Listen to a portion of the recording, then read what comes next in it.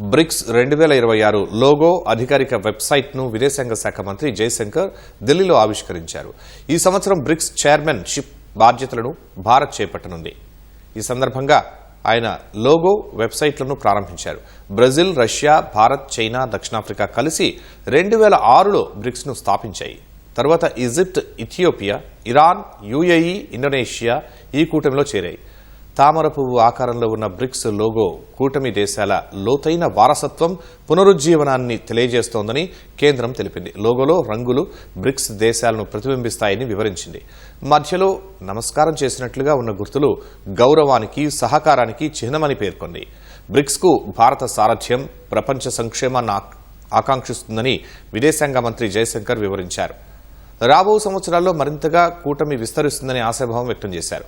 మానవత్వమే ప్రథమం అన్న ప్రధాని మోదీ సూచనల మేరకు బ్రిక్స్ భారత చైర్మన్షిప్ ఉంటుందని ఆయన వివరించారు. బ్రిక్స్ దేశాల మధ్య పరస్పర సహకారం, పునరుజ్జీవం, ఆవిష్కరణలు, సహకారం, పరస్పరం విశ్వాసం, స్థిరత్వం అనే థీమ్తో వ్యవహరిస్తామని జయశంకర్ వెల్లడించారు.